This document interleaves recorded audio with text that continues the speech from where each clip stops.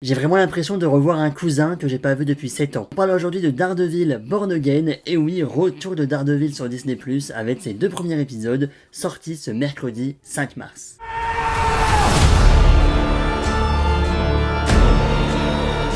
Matt Murdock est de retour pour lutter pour la justice à travers son cabinet d'avocats en pleine effervescence. Pendant ce temps, l'ancien chef mafieux Wilson Fisk poursuit ses ambitions politiques à New York, jusqu'à même en devenir maire. Alors que leurs anciennes identités refont surface, les deux hommes se dirigent vers un affrontement inévitable. Quel plaisir de retrouver Daredevil et son univers, qui était à l'origine en effet sur Netflix, vous le savez sûrement.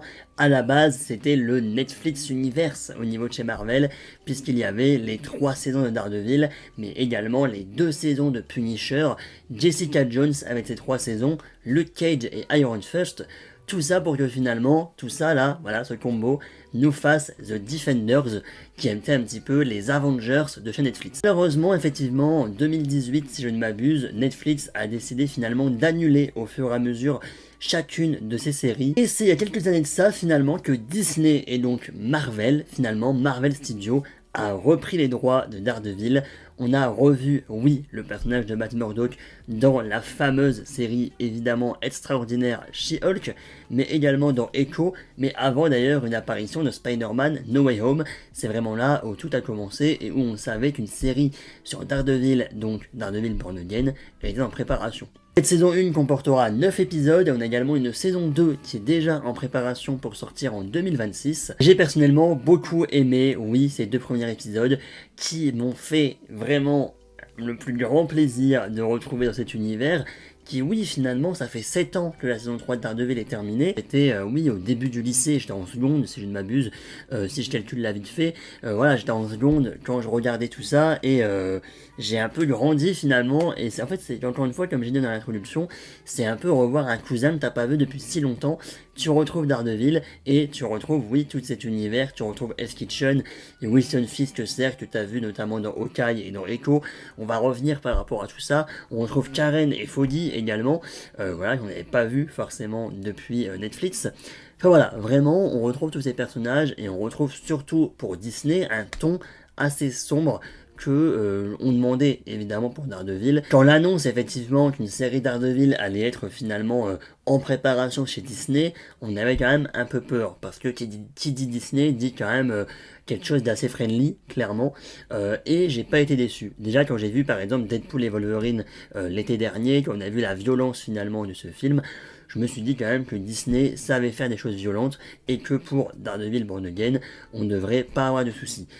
Effectivement, je vais le dire, c'est peut-être moins sombre et moins violent au niveau de la photographie déjà en soi, mais est moins violent surtout au niveau des combats. Pour l'instant, au bout des 2 premiers épisodes, c'est ok, moins violent, mais ça reste violent pour du Disney. Voilà, on reste sur du Disney, et pour autant, les 10 premières minutes, on va y revenir, mais les 10 premières minutes, tu ne respires plus, il se passe trop de choses, et le combat final de l'épisode 2, waouh, ah ça, oh waouh, rien d'y repenser, voilà, t'as des os qui craquent et tout.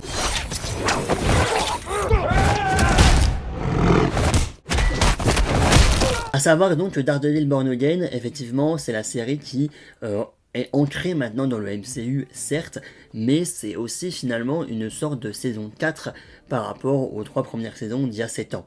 Donc certes, c'est une saison 4, mais en même temps, ça a été annoncé que oui, tu pouvais clairement regarder la série si t'avais pas vu les 3 premières saisons. Donc en soi, c'est un peu un soft reboot. Mais en même temps, il faut prendre en compte que vu que maintenant c'est dans le MCU, il y a beaucoup de références, enfin pas mal de références dans ces 2 premiers épisodes, notamment, oui, pour le personnage de Wilson Fisk, à ce qui s'est passé pour lui dans Hawkeye, mais aussi dans Echo, notamment, parce que Daredevil Born Again est vraiment une saison 4. Un peu de Wilson Fisk, vraiment, c'est pas, surtout par rapport à Wilson Fisk que ça me fait poser des questions, parce que t'as, oui, le Wilson Fisk de chez Marvel, Netflix, voilà, où il est vraiment sombre, violent, etc., et t'as le Wilson Fisk, effectivement, du MCU, qui au niveau de chez Hawkeye, effectivement, notamment Wilson Fisk avec sa chemise hawaïenne, bon ok, il faisait un peu moins charismatique par rapport à ce qu'on avait auparavant. 2 cas de figure, et là dans ce Daredevil Born Again, j'ai l'impression qu'effectivement ils ont repris forcément le Wilson Fisk du MCU, après ce qui s'est passé dans Hawkeye et dans Echo, où t'as un peu sa sorte de rédemption, on va dire, où il veut devenir maire, où il veut finalement enlever tous ces péchés, ce qui va pas forcément donner de la cohérence, certes, mais effectivement, si tu dis que cette série c'est la suite de la saison 3, mais que Wilson Fisk il est pas pareil que de la saison 3, ça peut poser des questions, surtout pour les personnes qui finalement ont regardé que Netflix. Par exemple, moi j'ai des personnes de ma famille qui ne connaissent rien à Marvel et qui pour autant ont regardé, oui, Daredevil de chez Netflix et qui ont adoré et qui comptent possiblement regarder cette saison 4. Mais du coup, ils vont regarder cette saison 4 sans avoir vu Hawkeye, sans avoir vu Echo et sans avoir vu, certes, certaines petites références par rapport au développement de Wilson Fisk.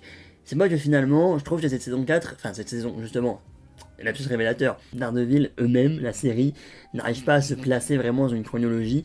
N'hésitez pas à me dire vous ce que vous en pensez, parce que oui, c'est jugé comme une vraie saison 4, mais que ils ont pas, les personnages qu'on connaît de la saison 3 n'ont pas le même caractère, et que finalement c'est repris du MCU. C'est un peu un reboot, soft reboot, un peu bizarre. Surtout qu'en plus, la série a été totalement refaite au niveau du scénario et au niveau du tournage, parce que ça n'allait pas du tout en termes d'écriture, etc. Donc en plus, il y a eu des reshoots qui ont été faits. Enfin voilà, c'était un peu particulier. Sinon, à part ça, oui, je trouve que la série, encore une fois, est vraiment bien en termes de ton, même si c'est un peu moins sombre. Tu retrouves quand même, oui, ce côté Hell's Kitchen, etc., notamment même dans l'épisode 1 en soi, mais aussi dans l'épisode 2 avec cette police un peu corrompu, j'en dis pas plus. On retrouve ce côté terre à terre qui est vraiment bien, et on voit aussi que la série va prendre un petit peu l'actualité, on va dire, des États-Unis pour ses personnages. Oui, Wilson Fisk qui veut devenir maire, on sent que oui, ça va clairement reprendre un certain personnage politique du moment, on va pas dire qui, des États-Unis.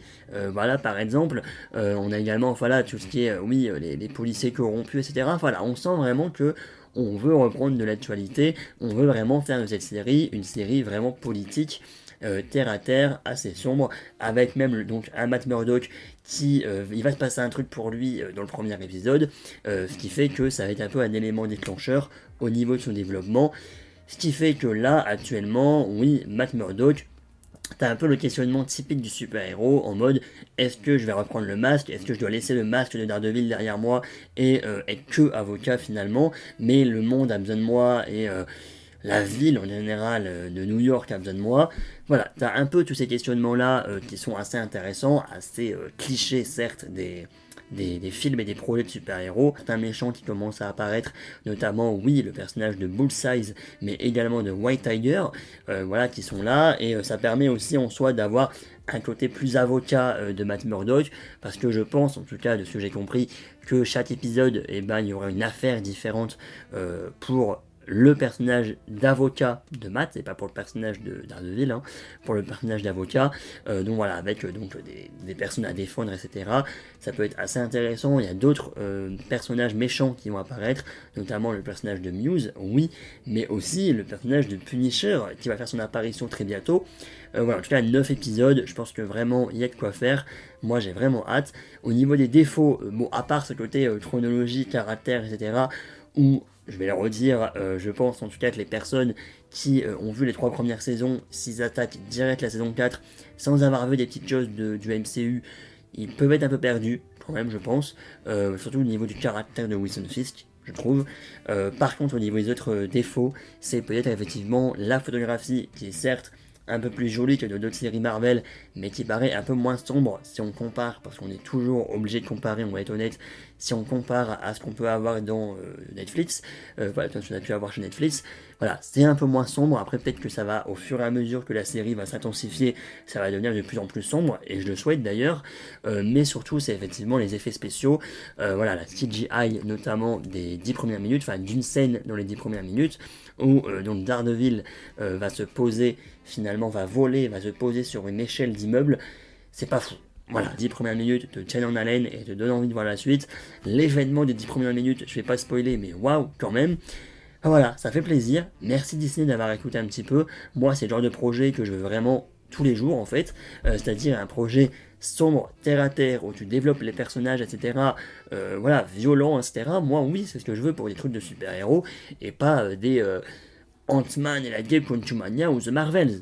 ou She-Hulk. Voilà, n'hésitez pas à me dire vous ce que vous avez pensé de ces 2 premiers épisodes. Je pense refaire une vidéo critique lorsque toute la série sera sortie, mais pour l'instant, effectivement, c'est prometteur et j'ai vraiment hâte, oui, de revoir la suite dès mercredi là. Les personnages, les intrigues, il y a beaucoup de choses qui sont développées, même le personnage de Wilson Fisk donc qui souhaitait une mère, etc. Je crois qu'au niveau corruption, il peut vite retomber là-dedans et que finalement sa rédemption va vite partir. Voilà, on verra, mais oui, il y a beaucoup de trucs, j'ai trop hâte. Et n'hésitez pas à me dire en tout cas vous, ce que vous avez pensé dans les commentaires, à vous abonner, liker, commenter. Bref, salut, à la prochaine, peace.